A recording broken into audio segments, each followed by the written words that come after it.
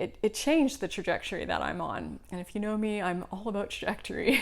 I can't say it properly, but it is absolutely my focus in life. Like, which way am I going? Generally with everything, am I going up or am I going down? Like, just being conscious of where things are taking me. And this was taking me in small doses in the right direction.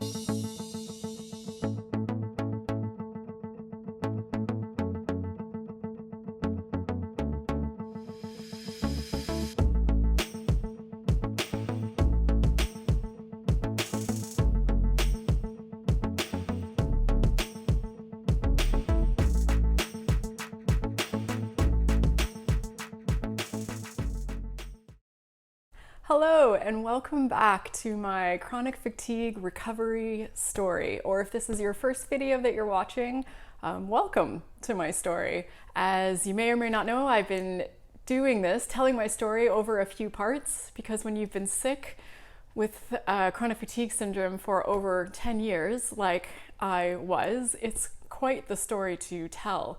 And there have been many phases to my recovery where I've learned many different things along the way that all ended up adding up to where I am right now, which is to a place where I consider myself fully recovered, which is incredible. It's just been absolutely amazing, and I'm just so excited about it. And it's a part of my journey now is to share my story with other people. I find that it's a great way to connect with others, and I love hearing your stories, and I love the ways that we can learn from each other and grow from each other. It's just really been more than I could ever have imagined. The way that putting myself out there, telling my story, connecting with all of you has created some of these amazing friendships and connections and opportunities for learning both ways, I think, as we go. So in this recovery story of mine, this would be part 5. I've already done 4 videos before this talking about when I first got sick, when I was really just quite dreadfully ill, and then when I started to slowly get a little bit better, but then sort of plateaued and did not see much progress. How that propelled me to travel the world in the limited capacity that I could while being chronically ill, but I surprised myself with what I was able to pull off. There was a lot of rest involved for sure, a lot of downtime, a lot of time in bed, but there were also a lot of adventures. I ended up backpacking for about a year, and it was just the most spectacular, mind-blowing, joy-filled, adventure-filled experience that I'd ever had in my life. Nothing before that point could even come close to comparing. It was really just incredible. And I just wanted to keep it going forever. Maybe not backpacking forever, but being abroad, seeing new places, meeting new people from all over the world. It was just so addictive and so amazing. And I couldn't imagine ever wanting to live my life any other way. But where I sort of left off is that I had a small problem, just a teeny one. I was basically out of money, or actually I was out of money, and I was burning through whatever available credit that I had. It was alarmingly easy to be at peace with racking up all this debt because I was just, for the first time in a long time, really happy and living a life that I felt like I truly wanted to be living despite having chronic fatigue syndrome. So if I could have this much happiness and this much joy and life satisfaction despite still being very ill, this really just felt like it must be a good thing for me. So I was trying to figure out how to keep it going.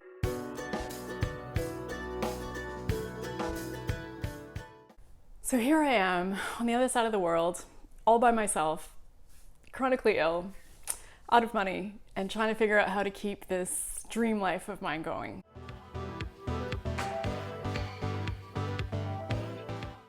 Not only was the overseas adventure and all the new people and all the new cultures and places that I got to experience incredibly addictive, it also launched me off of a path that I had been on that I did not even realize that I actually didn't want to be on.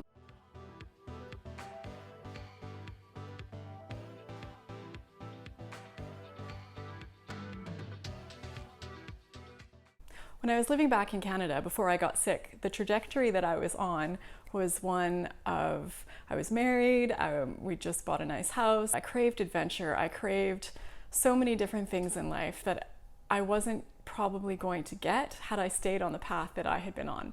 And that path is fine. That path is exceptional for so many people, but we all have to find out what it is that lights us up. It's been nothing but lessons during this journey of mine, that is for sure.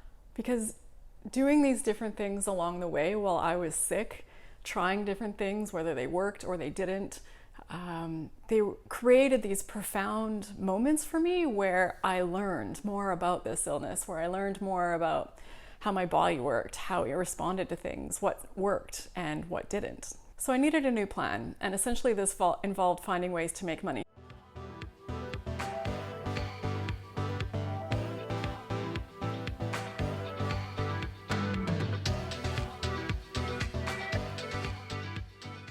I took some risks, and with risks sometimes comes failure, but if you want something new, you have to try something new. So I was out there trying lots of new things. So while I had been backpacking, I had become a certified scuba diver.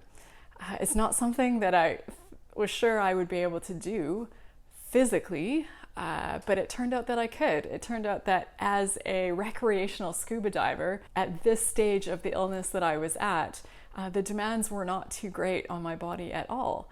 The staff did most of the work, carried the equipment, it helped me get geared up, and once I was in the water, I felt weightless. I just, floated around and looked at fish, essentially. It was all very doable.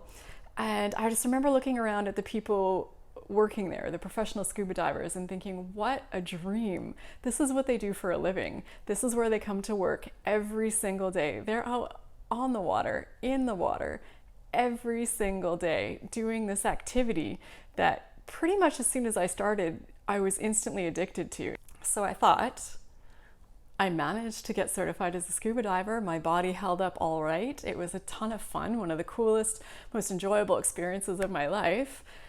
What if I became a scuba diving instructor? What if I became a dive master? I could, live on a tiny little tropical island and just be out at the beach every day and out in the sun and out in the sea. I'd already seen that my body could handle the demands, or so I thought. So it seemed perfect. This is the answer. This is absolutely the answer. I couldn't think of anything better. It was just going to be amazing. So I did all the training. I made a ton of great friends. It was just amazing. So the training was great, and most of it I could do at my own pace, which was really incredible. So every time I needed a day or 2 or 3 or 5 off, I just took them off. I just relaxed. I rested until I felt better, and then I'd go back and do some more diving, sit in a classroom for a couple more hours, do a little bit more training, do a bit more studying. And I got through it all right. And the training process for becoming a professional scuba diver, I think, will always be one of the most amazing memories in my life.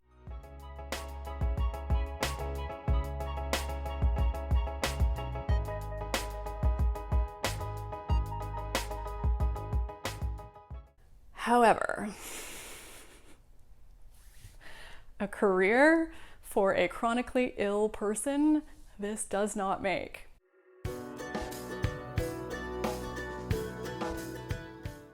There were 3 main lessons that I took away from this experience. And the first one, I'm going to put on my Captain Obvious hat here, because anyone, I think, can see what this lesson is that when you have something like chronic fatigue syndrome, a job that is physically demanding is not a good idea. It's not going to go well. Scuba diving was great when I could pace myself, when I could just do wherever I wanted, and most importantly, I had a team of staff around me doing all the heavy lifting, the actual literal heavy lifting, because when you're on the other end of it, when you're on the professional end of it, you are the one carrying the tanks, you are the one carrying the equipment, you're the one stocking the boat, you are, dragging divers through the water that are having trouble swimming. You're, sometimes faced with challenging environmental conditions that you don't see coming. The waves, the currents can be tough to swim through, and when you're new at it, you make mistakes. Sometimes when the dive is over, you come back up to the surface and you realize that you've navigated wrong and you're really far away from the boat. So now you have to swim to the boat and all this heavy equipment.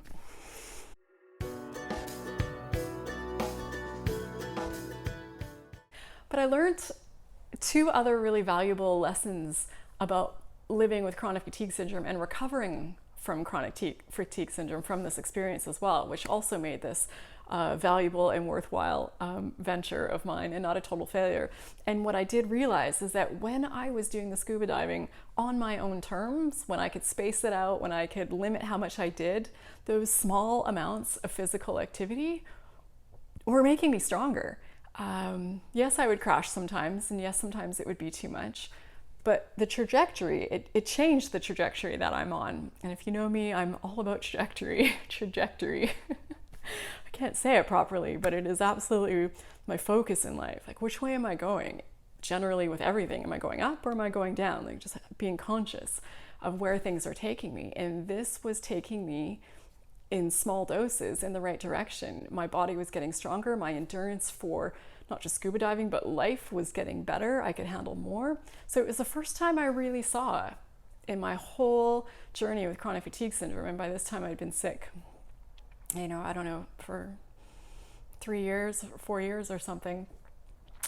The physical activity, the exercise actually did have the potential to help me, because until that point, all I had ever seen was that exercise made me worse. So even though in theory, I really thought that it had the potential to help me, I had yet to see it. So this was the first time that I saw it, and I knew that it could help me if I could structure it properly, and everything else in my life was in place in a way to support some sort of exercise program.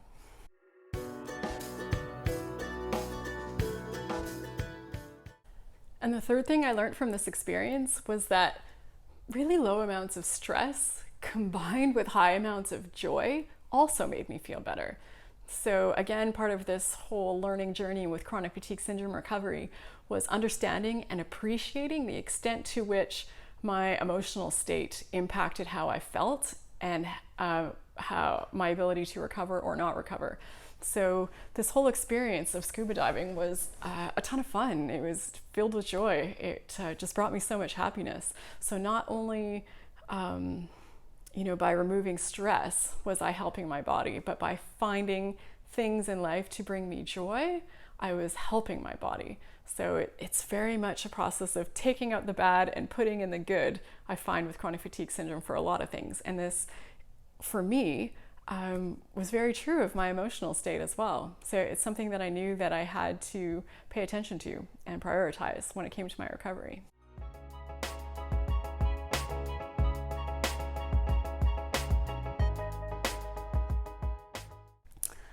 So I couldn't keep this up.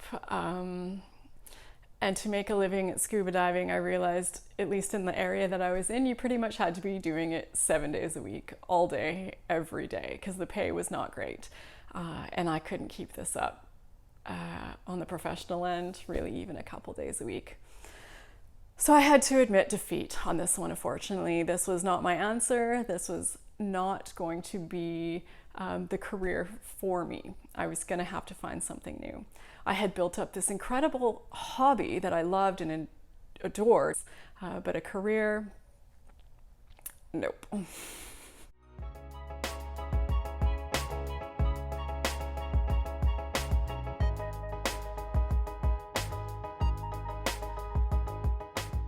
So I hope you're enjoying this chronic fatigue syndrome recovery journey of mine that I'm sharing with you. I'm really coming to appreciate how much our stories have power. I know how much I just really thrive off of hearing all of your stories.